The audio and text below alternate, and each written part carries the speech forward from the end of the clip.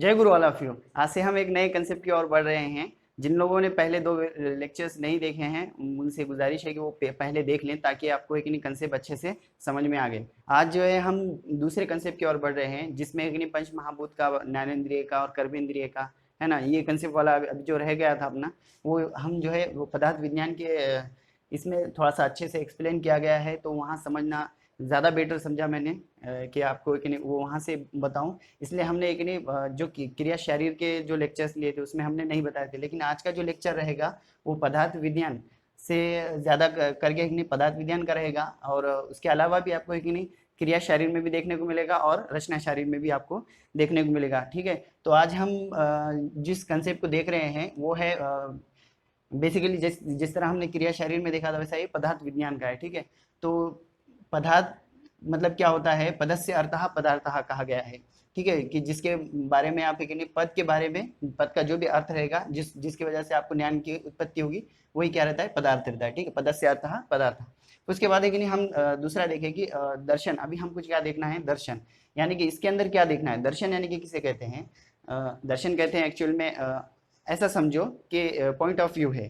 ठीक है, किसी भी चीज़ का मैं अगर से आपसे कहूँ कि ये चीज़ किससे मिल करके बनी हुई है, हाँ ये वॉल किससे बनी, तो आप कहेंगे ब्रिक से बनी है, ऐसा है। तो हर एक का देखने का क्या होता है, नजरिया होता है ना। तो हम वही नजरिए को क्या कहेंगे, दर्शन कहेंगे। एक सिंपल अल्फाज में समझो, दर्शन यानी कि होता है नजरिया। ठीक है, यानी कि पॉइंट ऑफ व्यू, कि आपके पॉइंट ऑफ व्यू से ये कैसा होना चाहिए, मेरे पॉइंट ऑफ व्यू से कैसा होना चाहिए, और किसी और के हिसाब से कैसा। तो इस हिसाब से जो है ना दर्शन के पहला जो चैप्टर है पदार्थ विज्ञान में, वो दर्शन के बारे में है। तो आज हम देखेंगे, तो वैसा तो एक 16 दर्शन बताए गए हैं, लेकिन हमें जो पढ़ना है वो है नव दर्शन जो है ना सबसे, मतलब उन्होंने कहा कि ये प्रमुख है और इसकी एक स्टडी आपको करना चाहिए। ठीक है, तो उन्होंने हमको जो सिलेबस में रखा है, तो उन्होंने एक ने 9 रखा, तो उसमें से पहला कौन सा है वो देखेंगे हम, है ना। तो पहले तो इतना समझो कि उन्हें जो जो 9 दर्शन हैं, ठीक है, चार्वाक, बौद्ध, जैन और सांख्य, योग, वैशेषिक, न्याय। ठीक है, तो ये कितने हो गए, पूर्व मीमांसा और उत्तर मीमांसा है। इस तरह के एक नहीं 9 दर्शन को बताया गया है। अब हमारी एक नहीं आसानी के लिए और आप सबके आसानी के लिए जो है कि नहीं उन्होंने क्या किए कि इस जो दर्शन बताए हैं, ठीक है, जो 9 दर्शन है वो 9 दर्शन को उन्होंने क्या किए कि आस्तिक और नास्तिक में जो है ना डिवाइड कर दिए, ताकि आसानी हो समझने के लिए भी कि कैसा रहेगा। ठीक है, उनका पॉइंट ऑफ व्यू कैसा रहेगा। ठीक है, तो उन्होंने जो क्राइटेरिया लगाया था कि आस्तिक और नास्तिक वालों के लिए, ठीक है, आस्तिक और नास्तिक वालों के लिए जो क्राइटेरिया लगाया, तो उसमें उन्होंने जो है ना क्या किए कि ये जो शुरुआती जो है चार्वक जो थे, ठीक है, पहले वाले एक नहीं चार्वक, चार्वक हो गए। नंबर 2 पे एक नहीं बौद्ध हो गए, चार्वक, बौद्ध और एक नहीं जैन, चार्वाक, बौद्ध, जैन। इनको उन्होंने क्या कहा कि ये है कि नहीं नास्तिक में आते हैं। ठीक है, ये नास्तिक वाले हो गए। तो फिर उन्होंने कहा कि आस्तिक वाले कौन है बताओ, तो फिर आस्तिक वाले है कि नहीं, उन्होंने जो है आस्तिक के अंदर में क्या रखा, सांख्या को रखा, सांख्या, ठीक है, सांख्या, फिर योग, वैशेषिक,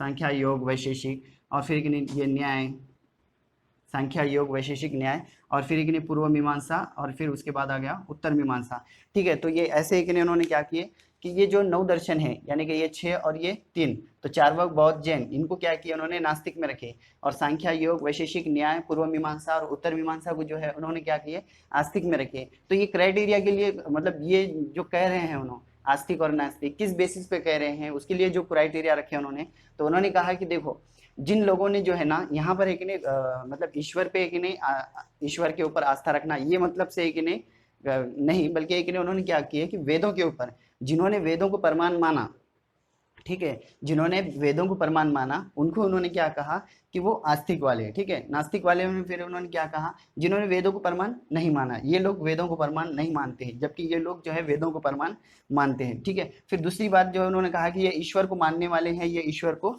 ना मानने वाले हैं। ठीक है, तो दूसरा है कि नहीं, ये हो गया।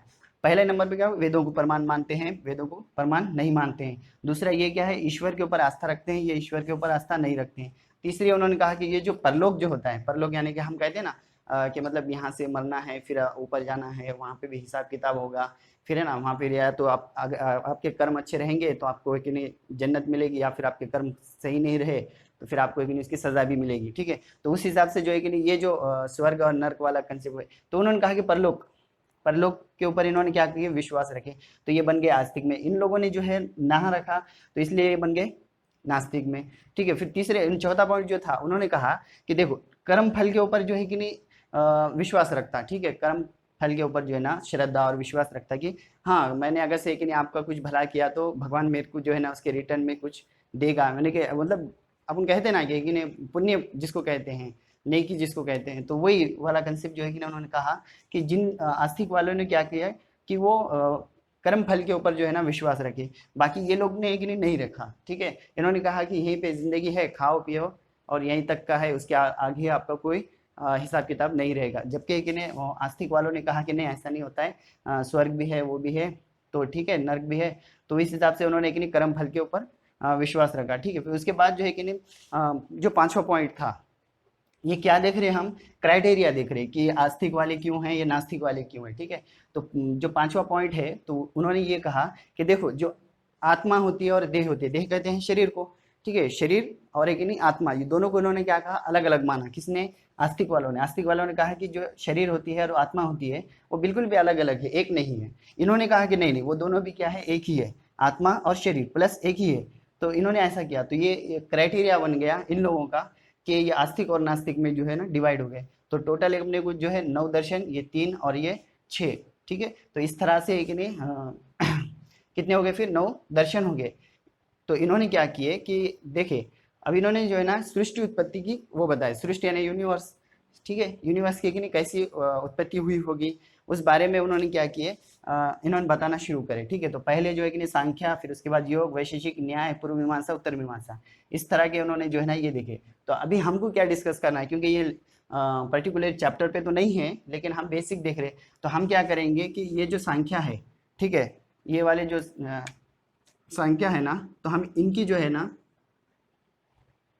सृष्टि उत्पत्ति का जो है ना क्रम देखेंगे। ठीक है, बाकी वालों का भी सेम ही रहेगा लेकिन थोड़ा सा चेंज, जैसे कि योग में संख्या ने एक नहीं ये निकाला, योग ने क्या करे, ईश्वर को इंक्लूड करे, जिसकी वजह से उनके जो है एक जो है तत्व इन्होंने 25 बताए, तो इन्होंने एक नहीं एक ईश्वर को ऐड करके 26 बता दिए। तो ये ऐसे हो गए। ठीक है, फिर इन्होंने परमाणु के हिसाब से बात करी, तो वो आगे है वो देखेंगे हम। लेकिन फिलहाल में हमको जो अभी डिस्कस करना है, क्योंकि ये बेसिक लेक्चर्स हैं, तो इसी के ऊपर हम बात करेंगे कि सांख्या के हिसाब से। और सांख्या को जो है ना आयुर्वेद ने मतलब बहुत ज़्यादा आयुर्वेद के क्लोज, हम ये कह सकते हैं कि बहुत ज़्यादा क्लोज है, इसलिए कि नहीं इनकी जो उत्पत्ति क्रम है उसी को जो है ना चरक और कि नहीं सुश्रुत ने भी माना है। ठीक है, तो हम वो देखेंगे।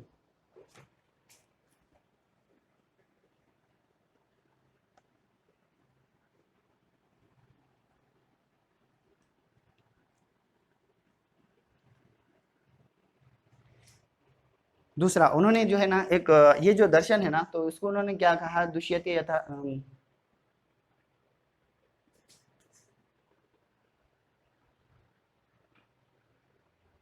दुष्यते यथार्थ तत्वम अनेन इति दर्शनम, दुष्यते यथार्थ तत्वम अनेन इति दर्शनम, ये वाला एक उन्होंने ये कहा कि जिस दर्शन का मतलब क्या होता है, पहाने, देखना, करना। ठीक है, तो वो उन्होंने कहा कि नहीं जिस चीज को हम देख रहे हैं उसी को हम क्या कहेंगे, दुष्य। दुष्य का मतलब क्या होता है, देखना, पहाना, है ना, मराठी में बोलते तो पहाना होता है, तो वो उस बारे में उन्होंने बात करे थे। ठीक है, तो अभी हम देख रहे हैं सांख्या के हिसाब से जो है ना सृष्टि उत्पत्ति, और लगे हाथ हम क्या करेंगे, चरक और सुश्रुत ने भी इस बारे में क्या कहा वो भी हम देख लेंगे। ठीक है, तो हम तीनों के हिसाब से देख रहे हैं, एक तो हमें कि नहीं सांख्या के हिसाब से देख रहे सृष्टि उत्पत्ति, प्लस एक नहीं हम चरक के हिसाब से भी देख रहे, और प्लस हमें कि नहीं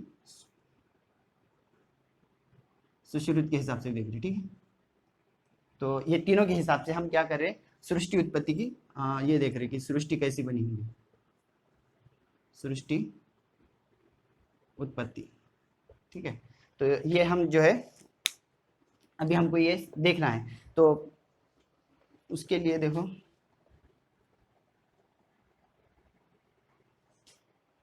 तो अभी देखो, अभी ये जो है हम सृष्टि उत्पत्ति है ना, तो उसको कैसे बनी होंगी इस बारे में हम बात करेंगे। ठीक है, तो उन्होंने कहा प्रकृति प्लस पुरुष, ठीक है। प्रकृति प्लस पुरुष, ये वाला पुरुष वो पुरुष नहीं है जो अपन कहते हैं स्त्री पुरुष, ये वाला पुरुष नहीं है, बल्कि यहाँ पर इसका जो माना और मतलब लिया गया है, यानी कि इसका जो भी अर्थ लिया गया है वो आत्मा से रिलेटेड है, ठीक है। इसको इन्होंने क्या करा, आत्मा, या फिर एक इन्हें दूसरी इसमें कहेंगे तो चेतना, आत्मा या चेतना, ठीक है। इस हिसाब से जो है कि नहीं यहाँ पर उन्होंने क्या किए रखे। बल्कि एक आगे से आप जब पुरुष के बारे में पढ़ेंगे तो उसके लिए क्या दूसरे जब रचना शरीर में चलेंगे तो पुरुष की डेफिनेशन का जाए, खादस चेतना षष्ठा धातु पुरुषः स्मूर्तः, ठीक है। यानी कि वही कि एक पंच महाभूत प्लस एक आत्मा का जो भी सहयोग रहेगा वही क्या रहेगा, पुरुष रहेगा, ठीक है। तो ये कहा गया, तो आत्मा इसके अंदर मतलब ये आत्मा चेतना जो है कि नहीं वो एक ही मतलब ये है, ठीक है। तो उन्होंने कहा कि यहाँ पर जो हम उसको लेंगे पुरुष का मतलब या तो आत्मा से लेंगे या फिर चेतना। ये क्यों ले रहे हैं हम कि देखो प्रकृति के बारे में क्या क्या कहा गया है आचार्य द्वारा। प्रकृति के बारे में कहा गया उन्होंने सर्वभूतानां कारणम अकारणम, सर्वभूतानां कारणम अकारणम सत्वरज तमो लक्षणम अतुर अष्टरूपम अखिलस्य जगता संभव हेतु के मतलब उन्होंने क्या कहा इस श्लोक के द्वारा उन्होंने हमको समझाने की कोशिश की है कि देखो जो प्रकृति होती है ना इससे पहले कोई नहीं था, ठीक है। और दूसरी बात प्रकृति जो है एक्चुअल में क्या होती है, अव्यक्त होती है, कहा गया, ठीक है। ये कि नहीं अव्यक्त होती है, ये खुद से क्या होती है, अव्यक्त होती है, ठीक है। तो उन्होंने कहा कि सर्वभूतानां कारणम, यानी कि नहीं जितने भी सृष्टि में जो कुछ भी बना उसका जो कारण, देखो हम भी समझ सकते हैं कि कारण के बगैर कोई कार्य उत्पन्न नहीं होता है, कारण नहीं रहा तो अब देखो कारण कोई ना कोई रीजन रहना चाहिए तभी है कि नहीं कार्य होता है, बगैर कारण के कार्य उत्पन्न नहीं होता है, ठीक है। तो उन्होंने कहा कि जितना भी है सर्वभूतानाम, यानी कि जितने भी भूत, भूत के मतलब एक नहीं यहाँ पे परमाणु ले सकते हैं आप, ठीक है, क्योंकि उस जमाने में तो कोई माइक्रोस्कोप था नहीं। तो उन्होंने कहा कि जो नेकेड आई से नहीं दिखता है हम उसको क्या कहेंगे, भूत, यानी वो भूत वाला नहीं जो मरने के बाद तैयार होता है, वो वाला नहीं, वो अलग है। ये भूत यानी कि नहीं जो नेकेड आई से आपको देखने को नहीं मिलता, क्योंकि उस जमाने में माइक्रोस्कोप वगैरह तो कुछ थी नहीं। तो उन्होंने कहा कि जो भी परमाणु होते हैं, ठीक है, परमाणु यानी कि एटम, तो उसको उन्होंने क्या कहा, भूत कहा, ठीक है। तो सर्वभूतानां कारणम, तो उस प्रकृति जो है कि नहीं कारण बन जाती है सर वो सभी भूतों के लिए, और वो कैसी होती है, अव्यक्त अवस्था में होती है। तो दूसरा सवाल ये भी हो सकता है ना कि अव्यक्त क्यों हो रही, जबकि वो कारण है तो फिर वो तो व्यक्त होना चाहिए। तो देखो उसके लिए उन्होंने क्या कहा, आगे उन्होंने कहा उसी श्लोक के अंदर कि एक ने खुद के लिए क्या होती है, अकारण होती है, मतलब इससे पहले जो है कि नहीं अकारण, यानी कि नहीं सर्वभूतानां कारणम अकारणम, यानी खुद के लिए जो है कि नहीं अकारण होती है, यानी कि खुद के मतलब ये किसी से पैदा नहीं हुई लेकिन दूसरों को पैदा कर सकती है, ठीक है। अब यहाँ पर कि नहीं जो दूसरा अपना क्वेश्चन था कि अव्यक्त कैसा कहा गया जबकि ये कि नहीं दूसरे के लिए मतलब कारण बनती है। तो उन्होंने ये उसी श्लोक के अंदर सर्वभूतानां कारणम अकारणम उसको उन्होंने कहा कि सत्व रज तम लक्षणम अष्टरूपम अखिलस्य जगता संभव हेतु अव्यक्त नामा। तो यानी कि उन्होंने कहा कि अव्यक्त होती है, लेकिन कब होती है अव्यक्त, ये बात समझनी है हमें, ठीक है। तो प्रकृति तो कारण है क्योंकि प्रकृति से ही सारी की सृष्टि की उत्पत्ति हुई है, लेकिन ये कि नहीं अव्यक्त अवस्था में होती है, क्यों होती है। तो उन्होंने कहा कि उसी श्लोक के द्वारा हमको उन्होंने क्या समझाया कि देखो जो प्रकृति होती है ना उसमें एक नहीं सत्व रज और एक नहीं तम, ये एक नहीं गुण देखने को मिलता है, ठीक है, ये तम है, तम गुण देखने को मिलता है। लेकिन उन्होंने कहा कि जब ये सत्व रज तम अपने एक नहीं साम्य अवस्था में होते हैं, ठीक है, ये एक नहीं अपने क्या होते हैं, साम्य अवस्था में होते हैं, साम्य अवस्था में होते हैं।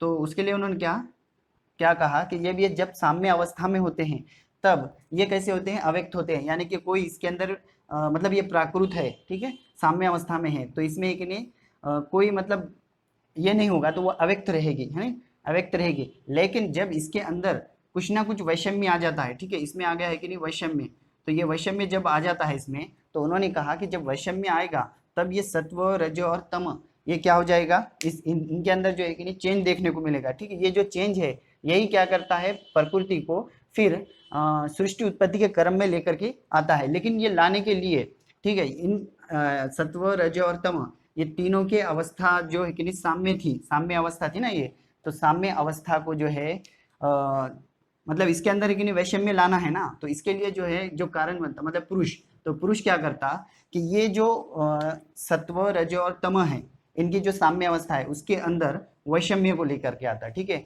वैषम्य यानी कि उसके अंदर जिसकी वजह से कि नहीं इनकी जो सम अवस्था थी वो क्या हो जाती सम अवस्था नहीं रहेंगी, ठीक है। ना के कारण हो जाती, मतलब कोई नहीं है इसकी सत्व रजत तमो अब ही कि नहीं कोई, वो जो साम्य अवस्था थी वो साम्य अवस्था से उन्होंने हट गए वहां से, तो ठीक है। तो उस टाइम पे इसको लाने के लिए जो है कि नहीं पुरुष कार्य कर रहा था, तो इसमें वैषम्य आ गया, तो प्रकृति फिर कहाँ चलेगी, सृष्टि उत्पत्ति के क्रम में चली गई। इस तरह का उन्होंने जो है ना ये कहा कि ये पुरुष का कार्य क्या है, इसमें पुरुष प्लस प्रकृति जब संयोग, इनका संयोग होता है तो ये अव्यक्त होता है, ठीक है। तो चरक और सुश्रुत ने क्या कहा था, चरक और सुश्रुत ये तो देख रहे हैं हम सांख्य दर्शन के हिसाब से, ठीक है। तो चरक और सुश्रुत ने क्या कहा, चरक और सुश्रुत ने कहा कि प्रकृति प्लस पुरुष ये दोनों इज इक्वल टू क्या होते हैं, अव्यक्त ही होते हैं, ठीक है। ये क्या कहा उन्होंने, अव्यक्त होते हैं, ठीक है।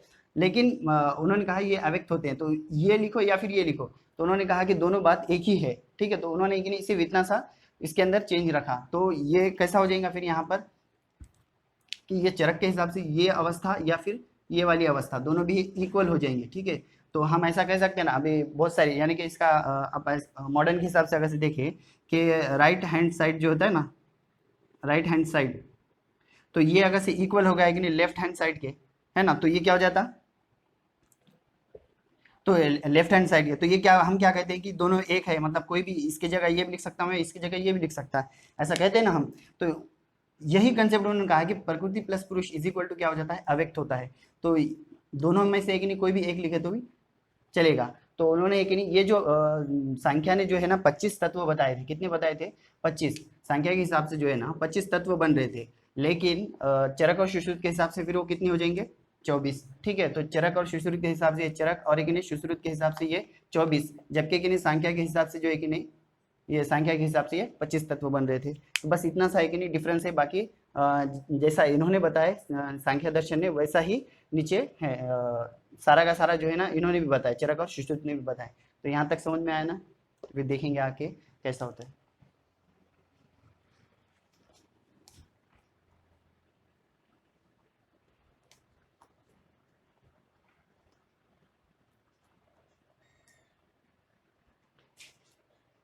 हाँ, तो अभी हमने क्या देखा, अभी हमने देखा कि जो प्रकृति और पुरुष होता है, ठीक है, प्रकृति अव्यक्त होती है, क्यों होती है, क्योंकि उसमें सत्व रज तम जो है वो सम अवस्था में होता है, जिसके कारण उसके अंदर वैषम्य नहीं आया, इसलिए वो अव्यक्त होती है, इसीलिए वो सृष्टि उत्पत्ति के क्रम के अंदर जो है ना अपने आप को नहीं ला रही। लेकिन जब उसमें कि नहीं सत्व रज तम इनकी साम्य अवस्था को जो है ना ये पुरुष के द्वारा क्या हो जा रहा था, वैषम्य लाया जा रहा था, ठीक है। तो इसकी वजह से क्या हो जा रहा था कि सत्व रज तमो का जो प्राकृत जो उसकी अवस्था थी, सम अवस्था थी, वो कि नहीं बिगड़ रही थी, जिसके कारण क्या हो रहा था कि फिर वो सृष्टि उत्पत्ति के अंदर भाग ले रही थी, ठीक है। तो अभी हमने क्या किया, प्रकृति प्लस पुरुष इसको भी समझ में आ गया, ठीक है। तो उन्होंने कहा कि सर्वभूतानाम कारणम अकारणम, खुद के लिए सबके लिए कारण बनती है, खुद के लिए अकारण होती है, यानी कि इससे पहले कोई नहीं था और ये त्रिगुणात्मक बन गई। और उसके बाद उन्होंने कहा कि सर्वभूतानाम कारणम अकारणम सत्व रजत तम लक्षणम अष्टरूपम, यानी कि इसके कहा कि प्रकृति के जो है ना 8 रूप होते हैं, ठीक है। तो वो कब होते हैं वो आगे देखेंगे, लेकिन हम पहले इसकी ड्रॉ करेंगे कि किस तरह से ये प्रकृति से सृष्टि की उत्पत्ति हुई है, ठीक है। प्रकृति प्लस पुरुष, ठीक है, ये पुरुष इससे क्या बन गया, फिर अव्यक्त बनेगा, ठीक है। चरक और सुश्रुत के हिसाब से एक नहीं ये एक ही है, ठीक है, इतना वाला एक ही है, लेकिन संख्या के हिसाब से ये एक है, ये अलग है, ठीक है। फिर उसके बाद एक नहीं अव्यक्त से क्या बनेगा, महत बनेगा, महत बनेगा, ठीक है। महत किसको कहते हैं, महत कहते हैं बुद्धि को, ठीक है, यानी कि बुद्धि, अव्यक्त इससे बुद्धि। तो उन्होंने क्या कहा, ये जो प्रकृति है जो कि अव्यक्त थी, इसके अंदर क्या थे, सत्व रज और तम थे, ठीक है। ये क्या करेंगे, महत्व को उत्पन्न करेंगे, ठीक है, महत्व, महत्व फिर यहाँ से क्या होंगे, ये सात्विक राजस तामसिक, यानी कि नहीं सात्विक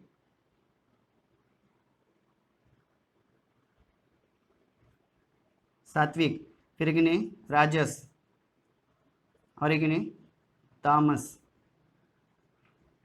ये अहंकार में है कि नहीं, अहंकार को क्या करेंगे,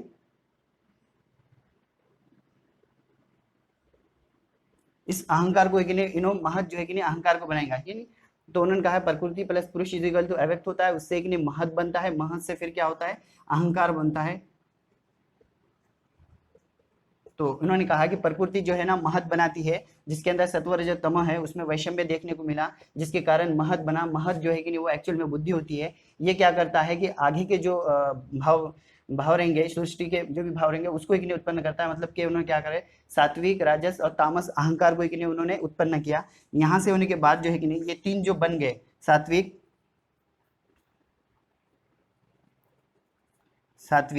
उसके बाद एक नहीं राजस, और उसके बाद क्या कहा उन्होंने, तामस। ठीक है,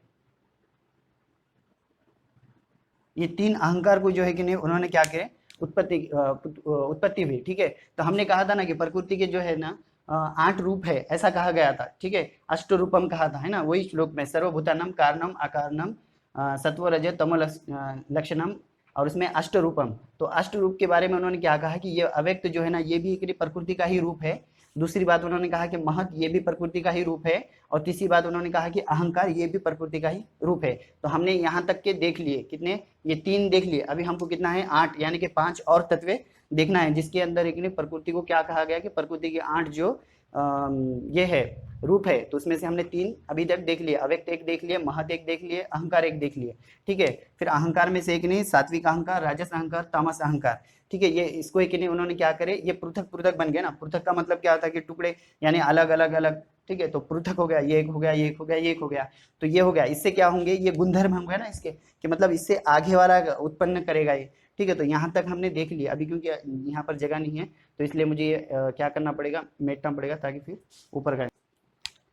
हाँ, तो अभी है कि नहीं हम कहाँ पर है, ये वाले अवस्था में है कि यहाँ से हमने क्या देखे थे, ये वाला सात्विक, राजस और एक नहीं ये तामस। ठीक है, सात्विक, राजस, तामस, ये हो गया सात्विक, और ये हो गया राजस, और ये हो गया है कि नहीं तामस। और ये क्या है, सब अहंकार के ही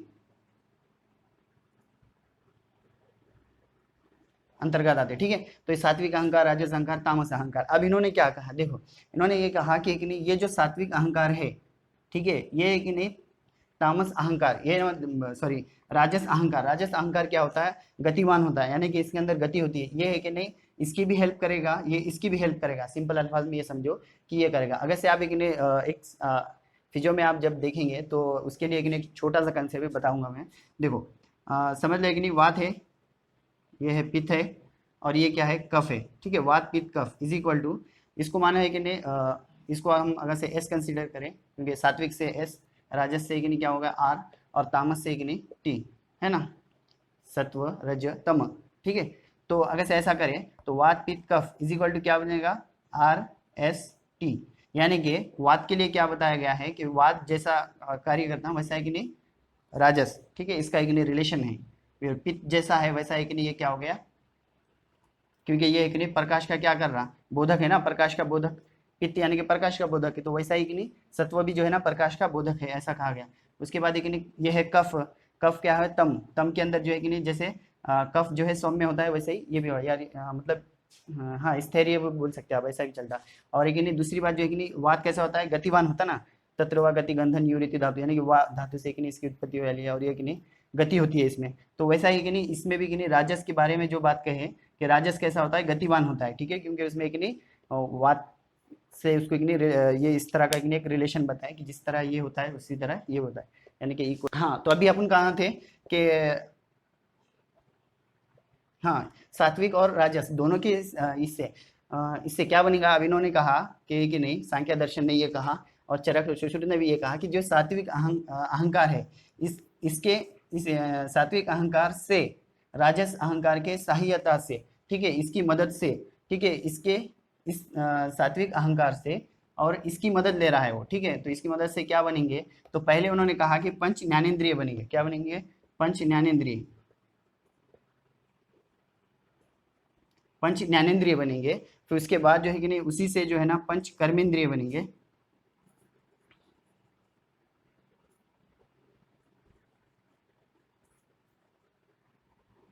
उससे कि नहीं कर्मेंद्रिय बनेंगे, और उसके बाद जो है ना एक क्या बनेगा कि उभयात्मक मन बनेगा। यहाँ पर एक नहीं मन, इसको एक नहीं उभयात्मक कहा गया। ठीक है, उभयात्मक मन कहा गया। तो ये जो है कि नहीं ये देखेंगे कि हम पहले देखेंगे कि पंच ज्ञानेंद्रिय होते क्या है, उसी तरह जो है कि नहीं फिर कर्मेंद्रिय देखेंगे, फिर उभयात्मक मन को देखेंगे। लेकिन हम यहाँ पहले इसको कंप्लीट कर लेंगे कि दूसरा जो है कि नहीं तामस से, तामस अहंकार से, ठीक है, तामस अहंकार से, राजस अहंकार के सहायता से, ठीक है, यानी कि हेल्प इन्हें इसकी कर रहा है, ठीक है। तो राजस की ने इसकी भी हेल्प कर रहा है और इसकी भी हेल्प कर रहा है। तो तामस अहंकार से, राजस अहंकार के सहायता से जो है पंच इससे कि नहीं पंच तन्मात्रा, पंच जो है तन्मात्रा, ठीक है, पंच तन्मात्रा की क्या होती है, उत्पत्ति होती है कहा गया। फिर पंच तन्मात्रा ये भी 5 है, मतलब ये भी 5 है पंच तन्मात्रा। फिर उसके बाद एक इन्हें इसके इससे क्या हो जाती है, पंच महाभूत की क्या होती है, उत्पत्ति होती है। पंच महाभूत की जो है ना, पंच महाभूत की क्या है, उत्पत्ति होती है, ठीक है। पंच तन्मात्रा से फिर पंच महाभूत की, इसको ऐसा भी लिख सकते हैं आप, ठीक है। तो ये है कि नहीं पंच तन्मात्रा फिर पंच महाभूत की नहीं उसकी क्या होती है, उत्पत्ति है। ये इस तरह का उन्होंने बताया गया। तो देखो अभी हमने क्या देखे थे कि ऊपर पहले देखे हमने अव्यक्त, उसके बाद महत, उसके बाद अहंकार। फिर उन्होंने हमने कहा कि ये 3 प्रकृति के क्या हो गए, रूप हो गए, ठीक है। हमने कहा था कि 8 होते हैं, तो 8 में से जो है ना ये 5 जो है पंच तन्मात्रा, ठीक है। तो ये 5 क्या हो गए, फिर ये 5 और वो 3 मिला करके 8। तो इस तरह से कितने हो गए, वो 3 और ये 5 8 हो गए ना। तो 8 जो है ना प्रकृति के रूप है। उससे क्या हो गया कि ये एकादश इंद्रिय, एकादश यानी कि 5 और 5 10 और ये 11, यानी कि 11 ये, तो हम कह सकते हैं कि 11 ये है इंद्रिय, इंद्रिय और एक नहीं पंच महाभूत। तो ये कितने हो गए, ये 5 और 5 10 और ये 11, हाँ। तो ये 5 10 15 और 1 16। तो ये कि नहीं 16 जो है कि नहीं क्या हो रहे, ये कि नहीं इससे ये बन रहा है, इससे ये बन रहा है, यानी कि क्या हो रहा है, विकार। इसके अंदर जो चेंज होगा उससे इसकी उत्पत्ति होगी, इससे ऐसा कहा गया ना। तो इसलिए उसको क्या कहा गया कि इनसे जो है ना षोडश विकार कहा गया। वास्तु प्रकृति से ही क्या होते हैं, षोडश विकार की उत्पत्ति होती है, ठीक है। तो यहाँ तक के समझ में आ गया ना कि षोडश विकार यानी कि क्या है, पंच महाभूत, पंच ज्ञानेंद्रिय, पंच कर्मेंद्रिय और उभयात्मक मन, ठीक है। तो अब ये हो गया यहाँ तक, अभी हमने ये देख लिया। अब हम देखेंगे इंडिविजुअल के पंच ज्ञानेंद्रिय किसको बोलते हैं, कर्मेंद्रिय क्या है, और फिर उभयात्मक मन क्या है, और फिर पंच तन्मात्रा क्या है, महाभूत क्या है, ठीक है। तो हम पहले देखेंगे हम कि इधर के जो थे पंच ज्ञानेंद्रिय, ठीक है, पंच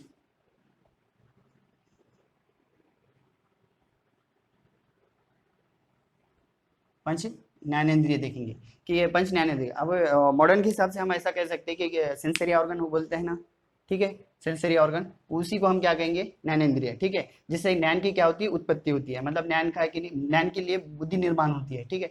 तो ये कौन कौन से रहेंगे, तो पहले है कि नहीं एक नंबर पे क्या आ गया, फिर यहाँ पर अपने आँख हो गए, यानी कि इसको क्या कहा गया, चक्षु इंद्रिय, चक्षु इंद्रिय। इसके आगे क्या लगाना, इंद्रिय, ठीक है। इसके आगे क्या लगाना, इंद्रिय। जैसे कि नहीं चक्षु ये ज्ञान इंद्रिय है, वैसे कि नहीं कर्म इंद्रिय है, तो इसके आगे क्या लगाना, इंद्रिय, चक्षु इंद्रिय। उसके बाद क्या हो गए, पहले तो हो गया आँख, तो चक्षु इंद्रिय हो गया। दूसरा आ गया कि नहीं श्रोत्र इंद्रिय, श्रोत्र बोलते हैं कान को, ठीक है, कान, ठीक है। तो ये हो गया कान, तो श्रोत्र इंद्रिय, चक्षु इंद्रिय हो गया, श्रोत्र इंद्रिय हो गया। फिर तीसरे नंबर पे है कि नहीं घ्राण इंद्रिय, घ्राण इंद्रिय कहते हैं कि नहीं श्रोत्र इंद्रिय, चक्षु इंद्रिय, घ्राण इंद्रिय, घ्राण इंद्रिय यानी कि नाक हो गई, ठीक है, नोज, इसके बारे में बात करें। फिर उसके बाद चौथे में कि क्या हो गया, रस इंद्रिय हो गया, रस इंद्रिय। रस इंद्रिय मतलब क्या होता है, अपना टंग, टंग के बारे में बात की है, तो रस इंद्रिय वो हो गया। और पांचवा क्या बचा अभी, एक चक्षु इंद्रिय हो गया, श्रोत्र इंद्रिय हो गया, ये हो गया, और उसके बाद बचा अपना स्पर्श इंद्रिय, ठीक है, स्पर्श इंद्रिय, ठीक है। तो पहला बना चक्षु इंद्रिय यानी कि आंख, श्रोत्र इंद्रिय यानी कि कान, और उसके बाद घ्राण इंद्रिय यानी कि नोज, है ना, नाक, और उसके बाद रस इंद्रिय यानी कि जीवा, और या फिर टंग बोलो, टंग, ये हो गया। फिर उसके बाद स्पर्श इंद्रिय, ये हो गया। अब इसमें एक बात समझने की ये है कि यहाँ पर चक्षु इंद्रिय यानी कि आंख ऐसा ही मतलब नहीं है, क्योंकि वो अपन मॉडर्न के पूरे कंसेप्ट यहाँ पर नहीं लगा सकते, क्योंकि उस जमाने में ऐसा कुछ था नहीं। तो उन्होंने जो कहा चक्षु इंद्रिय, इसका मतलब ये नहीं है कि नहीं आईज ही है, इसका मतलब ये भी हो सकता है कि वो रॉड्स और कौन सी बारे में बात करें, क्योंकि ज्ञान की उत्पत्ति कहाँ से हो रही है हमको, है ना। हम अगर से देखें ना, रेटिना हो गया, फिर उसका तो आई के अंदर भी बहुत सारी है तो कंपोनेंट है उसके अंदर है, कि हम ये नहीं कह सकते कि मतलब आई ही इसका ये है।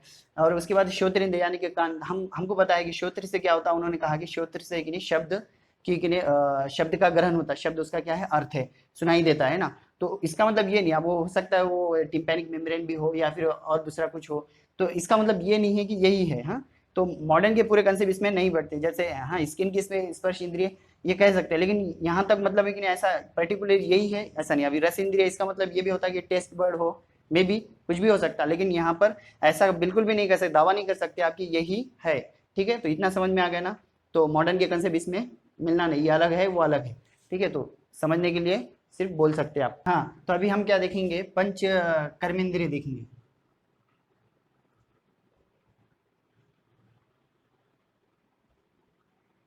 ठीक है, अब देखना है हमको पंच कर्मेंद्रिय। तो पहले उसमें उन्होंने क्या बताया कि वाक, ठीक है, वाक इंद्रिय, सबके आगे क्या लगा चलना, इंद्रिय, क्योंकि ये कर्म इंद्रिय है। ठीक है, तो वाक इंद्रिय, तो इसके आगे क्या आएगा, इंद्रिय। ठीक है, उसके बाद दूसरा वाक, दूसरा है कि नहीं, हस्त, हस्त, इसके आगे भी क्या है, इंद्रिय, हस्त। उसके बाद वाक, हस्त, पाद, उसके बाद है कि नहीं, पायु, वाक, हस्त, पाद, पायु, और उसके बाद पांचवा बना उपस्थ।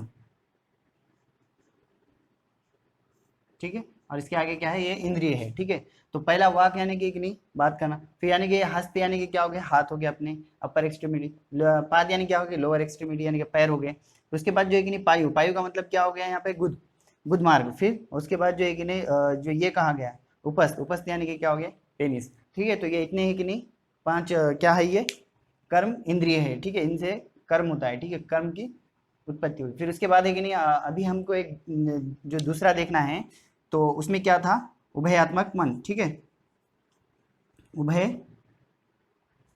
उभयात्मक मन। तो मन को कि नहीं उभयात्मक क्यों कहा गया, है ना, ये भी एक क्वेश्चन हो सकता है ना कि मन क्यों है, उभयात्मक क्यों है। तो इसके लिए ये समझो कि देखो, अगर से मैं अभी आपके तरफ देख रहा हूँ, ठीक है, तो मेरे कि नहीं चक्षु इंद्रिय काम कर रहे हैं। ठीक है, तो मेरा मन क्या है, मन एक दफा एक ही काम करता है कि नहीं, वन टाइम सिर्फ वन ही कार्य को उन्हें करेगा। तो अगर से मैं देख रहा हूँ, ठीक है, अगर से कोई आपको मेरे ऊपर कोई अटैक करने आ रहा है, तो मेरा मन क्या करेगा, पहले तो मैंने उसको देख लिया, फिर उसके बाद मेरा मन क्या करेगा, ये अभी कहाँ पर है, ज्ञानेंद्रिय के पास, फिर वो कहाँ पर जाएगा, कर्मेंद्रिय यानी कि मेरे पैर के पास, कि जा यहाँ से अब स्किप होना है आपको, नहीं तो क्या होगा कि अगले वाला अपने को क्या कर सकता है, नुकसान। तो मेरा मन क्या हो गया, पहले कहाँ था, चक्षु इंद्रिय यानी कि ज्ञानेंद्रिय के पास, फिर बाद में कहाँ गया वो, कर्म इंद्रिय के पास, कि यहाँ से आपको स्किप होना है। तो समझ में आया ना कि मन क्या कर रहा है, कभी इधर भी है कभी उधर भी है, यानी कि ज्ञानेंद्रिय के पास भी है और कर्मेंद्रिय के पास है। तो वही इसीलिए उसको क्या कहा गया है, उभयात्मक, कि वो इधर भी रहता है और उधर भी रहता है। समझ में आया ना। ठीक है, यहाँ तक तो हमने देख लिए। ये कौन सी थी, सात्विक अहंकार से और राजस की नहीं अहंकार के सहायता से ये पंच ज्ञानेंद्रिय, फिर उसके बाद कर्मेंद्रिय और एक उभयात्मक मन, इनकी क्या हो गई, उत्पत्ति हुई। यहाँ तक देख लिए। अभी हमको बचा कौन सा, ये अभी इधर का देखने का। तो कि नहीं तामस अहंकार से और एक नहीं राजस के सहायता से जो एक नहीं पंच तन्मात्रा बनेंगे, उसको देखना है। फिर उसके बाद पंच महाभूत की उत्पत्ति देखना है। तो अभी हमको क्या देखना है, पंच तन्मात्रा। ठीक है, ठीक है, पंच तन्मात्रा। ठीक है, इसको ऐसा भी लिख सकते हैं आप, ये वाला पंच तन्मात्रा। तो यहाँ पर देखेंगे नंबर एक क्या बताया गया उन्होंने, उन्होंने कहा गया है कि तामस अहंकार से राजस अहंकार के सहायता से पंच तन्मात्रा की उत्पत्ति होती है। ठीक है, फिर उससे कि नहीं पंच महाभूत की उत्पत्ति होता है। तो पंच तन्मात्रा किसको कहते हैं, पहले वो देखेंगे। तो पंच तन्मात्रा में पहला है शब्द। ठीक है, शब्द, स्पर्श, रूप, रस, रूप रस, और एक नहीं पांचवा है गंध। ठीक है, शब्द, स्पर्श, रूप, रस, गंध, ये कि नहीं पांच है कि नहीं पंच तन मात्राएं।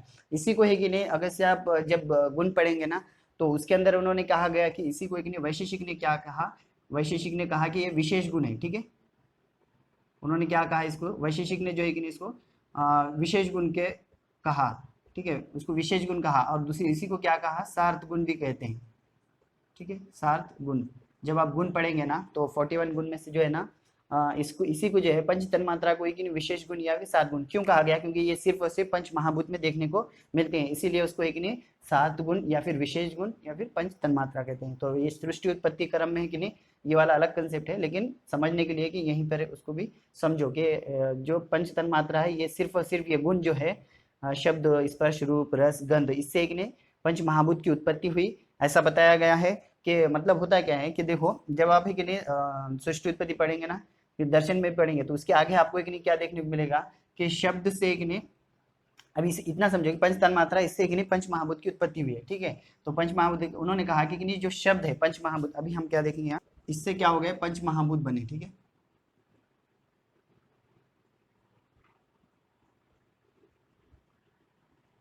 पंच महाभूत बने। तो इसमें एक उन्होंने कहा पंच महाभूत कौन से, ये भी पांच है और ये भी पांच है। तो शब्द से उन्होंने कहा कि आकाश महाभूत बना। ठीक है, आकाश महाभूत। ठीक है, इसके आगे एक महाभूत लगाते चलना। अभी ये देखो शब्द, उसके बाद क्या है, स्पर्श। तो स्पर्श से उन्होंने कहा कि वायु, वायु महाभूत। ठीक है, वायु महाभूत बना। फिर उन्होंने कहा कि रूप, रूप है यानी कि इसमें एक तेज महाभूत। ठीक है, तेज महाभूत बना।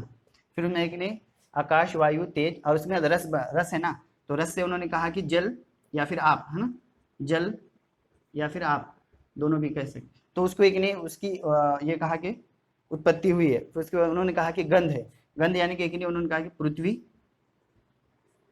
महाभूत का क्या हो गया, उससे उत्पत्ति हुई है। तो उन्होंने कैसा कहा कि देखो शब्द जो है इनमें से है कि उन्होंने कहा कि जो शब्द है ये सिर्फ और सिर्फ आकाश में देखने को मिलेगा, और उन्होंने कहा कि ये जो शब्द है इसके अधिकता होने की वजह से आकाश महाभूत की उत्पत्ति हुई है, और उसके बाद स्पर्श की अधिकता होने की वजह से वायु महाभूत की उत्पत्ति हुई है। इसके उन्होंने कहा कि पंच तन्मात्रा में से जो है ना रूप, पंच तन्मात्रा के मतलब अधिक के होने की वजह से जो तेज महाभूत की उत्पत्ति हुई है, जबकि रस रस से जल की उत्पत्ति बताए, और गंध, ये गंध गुण की वजह से जो है क्या है पृथ्वी महाभूत की उत्पत्ति हुई, ऐसा उन्होंने बताया गया है। यानी कि अधिक के होने की वजह से वो ये कहा। अभी एक यहाँ से एक नया कंसेप्ट जो आप स्टार्ट होता है आयुर्वेद में कि सर्वद्रव्यम पंचभौतिकम अस्मिन अर्थे, ये कहते हैं उन्होंने, सर्वद्रव्यम पंचभौतिकम अस्मिन अर्थे। इसका मतलब क्या होता है कि देखो सृष्टि में जो कुछ भी है वो सब के सब क्या है, पंच महाभूत से बने हुए हैं, ऐसा है कि नहीं कहा गया है। ठीक है, और इसी के कारण हम क्या करते हैं, चिकित्सा करने के लिए हमने क्या देखे थे, गुण को देखे थे। हाँ, और गुण कहाँ होते हैं, द्रव्य के आश्रित में होते हैं। तो हमने द्रव्य देखे, तो द्रव्य भी कैसे बने हुए होंगे फिर, पंच महाभूत से, क्योंकि सृष्टि के अंदर का ही एक घटक है ना द्रव्य मतलब। और मनुष्य भी क्या है इसमें, अभी हमने देखे सृष्टि उत्पत्ति, तो बहुत सारों को ये सवाल आया होगा जहन में, या आया ना आया, तो इसमें कि नहीं ये ऐसा कह सकते हैं कि बहुत सारी ये कहेंगे भी कि हाँ ये तो सही है, लेकिन ये बताओ कि सृष्टि उत्पत्ति में जो है ये ज्ञानेन्द्रिय, कर्मेंद्रिय, उभयात्मक मन, इनका क्या काम है ना, मतलब यहाँ पर ये कैसा क्या, जबकि आप बता रहे तो सृष्टि उत्पत्ति है, लेकिन फिर ये बीच में कैसा क्या आ गया। तो याद रखो, क्योंकि सृष्टि के अंदर जो है ना जीव और निर्जीव दोनों भी होते हैं, सृष्टि में जीव और निर्जीव दोनों भी होते हैं। तो इन्होंने जो बताया ना, तो वो जो ये बताए तो वो कि जीव और निर्जीव दोनों को सामने रखते हुए करें। ठीक है, तो उसी में से एक मनुष्य भी क्या है, एक घटक है ना, सृष्टि में से एक घटक क्या है, मनुष्य भी है। तो हम कह रहे हैं कि सृष्टि के अंदर जो कुछ भी है वो क्या है, सर्वद्रव्यम पंचभौतिकम अस्मिन् अर्थे, कि वो पंच महाभूत से ही मिलकर के बना हुआ है। हाँ, उन्होंने फिर दूसरा एक लॉ लगाया उसमें, व्यापदेशस्तु भूयिसा, इसको कहते हैं। तो उस लॉ के हिसाब से क्या कहते हैं उन्होंने, कि जिस महाभूत का जो उस पर्टिकुलर द्रव्य में या फिर उस घटक में जिस महाभूत का अधिक के सबसे ज्यादा देखने को मिलेगा, उस हिसाब से वो बनेगा। तो जैसे कि पृथ्वी महाभूत अधिक के अगर से कोई द्रव्य है तो उसको पार्थिव द्रव्य कहेंगे, ये जल अगर से ये कहेंगे तो आपके द्रव्य कहेंगे, तेज है तो तेज कहेंगे, फिर से वायु का है तो वायु ये कहेंगे अधिक के द्रव्य, फिर उसके बाद आकाशीय है। तो इस तरह के उसके फिर क्या बनते हैं, मतलब वो अधिक के होने की वजह से पृथ्वी महाभूत उसमें सबसे ज्यादा देखने के कारण उन्होंने कहा कि उसको उस नाम से पुकारो जिसमें उसकी अधिकता देखने को मिलती है, जिस महाभूत की उसमें अधिकता देखने को मिलती है। ठीक है, मान लो आप कैसे कोई पार्थिव द्रव्य है तो उसके अंदर पृथ्वी महाभूत का अधिक के सबसे ज्यादा देखने को मिलेगा, तो हम उसको किस नाम से पुकारेंगे, बाकी के तो रहेंगे, लेकिन ये क्योंकि सबसे ज्यादा है इसलिए हम उन्होंने कहा कि इसको है कि नहीं उस नाम से पुकारो जिस नाम के महाभूत की अधिकता उसमें ज्यादा देखने को मिलती है। तो यहाँ तक तो समझ में आएगा। फिर अब दूसरा क्वेश्चन आता है, ये तो समझ में आया कि हाँ ये श्रोत्रेंद्रिय वगैरह ये ज्ञानेंद्रिय कर्मेंद्रिय का तो आपने बता दिए, लेकिन दूसरा भी एक क्वेश्चन ये आता है कि आपने कहा कि सर्वद्रव्य पंचभौतिक में अस्मिन अर्थे कि नहीं जो कुछ भी सृष्टि में वो सबके सब पंच महाभूत से बना। लेकिन अभी आपने जो है ना सृष्टि उत्पत्ति क्रम बताया, तो वहां पर आपने क्या किए कि यहाँ पे एक ऐसे जब आपने ड्रॉ किए थे ये फ्लो चार्ट, तो यहाँ पर एक ज्ञानेंद्रिय कर्मेंद्रिय को रखा, ठीक है, ज्ञानेंद्रिय और एक कर्मेंद्रिय यहाँ रखा, जबकि एक ने यहाँ पे पंच तन्मात्रा रखकर नीचे एक ने महाभूत रखा था, ठीक है, पंच महाभूत को आपने एक यहाँ रखा था, पंच महाभूत को आपने यहाँ रखा था, ठीक है, पंच महाभूत को आपने यहाँ रखा था। आप तो कह रहे हैं कि एक नहीं सर्वद्रव्यम पंचभौतिकम अस्मिन् अर्थे कि सारे के सारे जो है पंच महाभूत से बने हुए हैं, तो फिर ये तो एक नहीं ज्ञानेंद्रिय कर्मेंद्रिय उभयात्मक मन ये तो सारा क्या हो गया, फिर अभौतिक हो गया ना। कि आप कह रहे हैं कि भौतिक है, लेकिन यहाँ तो एक नहीं आप उसको एक तरफ बता रहे हैं कि ये इसमें कोई पंच महाभूत की उत्पत्ति आप पंच तन्मात्रा से बता रहे, तो फिर ये कैसा है ना, ये भी एक क्वेश्चन आ सकता है ना कि एक नहीं पंच महाभूत से एक नहीं हर एक चीज बनी, आप ऐसा कह रहे हैं, ठीक है, लेकिन आपके दावे के हिसाब से तो ये जो आप ज्ञानेंद्रिय कर्मेंद्रिय है उभयात्मक मन है, इसकी तो उसमें आपने कभी बताया नहीं कि पंच महाभूत उसमें अधिक के है ये कहे, क्योंकि आप तो उसको एक तरफ बता रहे, आप इसको एक तरफ बता रहे, तो फिर कैसा। तो उसके लिए जो है कि नहीं चरक ने कहा कि हाँ ये क्रम इसी तरह का रहेगा, लेकिन हम उसको मानेंगे कि पंच महाभूत से ही उसकी हुई क्या हुई है, उत्पत्ति हुई है, ठीक है। तो उन्होंने फिर यहाँ पर कि नहीं उस बात को माना है, कर्म को इसी प्रकार के माना, लेकिन ज्ञानेंद्रिय कर्मेंद्रिय उभयात्मक मन इसको भी जो है ना उन्होंने पंच महाभूत से ही उसकी उत्पत्ति है ऐसा माना है। तभी तो हम क्या कर सकते हैं, चिकित्सा कर सकते हैं, क्योंकि हाँ हमारी चिकित्सा क्या पे है, गुणों पे है, और गुण में कि क्या देखने को मिलेगा, यही वाले आकाश पंच महाभूत है कि नहीं, सर्वद्रव्यम पंचभौतिकम अस्मिन् अर्थे कि जो कुछ भी बना हुआ है सब पंच महाभूत है। तो इसी के अंदर के जो भी गुण धर्म देखने को मिलेंगे वो क्या है। फिर हम अगर से इसको नहीं मानते, पंच महाभूत से उसमें नहीं मानते, तो फिर चिकित्सा कर सकते थे क्या, नहीं। तो यहीं पे कि नहीं फिर हमने क्या किए, मतलब आचार्यों ने कहा कि नहीं ये कि नहीं अभौतिक और भौतिक का जो कंसेप्ट आप कह रहे हो ना, तो वो ये भी है कि नहीं, हालांकि इसकी उत्पत्ति ये है, लेकिन फिर भी हम इसको क्या कहते हैं, भौतिक ही मानते हैं। चिकित्सा की दृष्टि से हम उसको भौतिक ही मानते हैं, तभी हमारी चिकित्सा सफलतापूर्वक होगी, क्योंकि हमको एक नहीं गुणों के ऊपर चिकित्सा करनी होती है, ठीक है।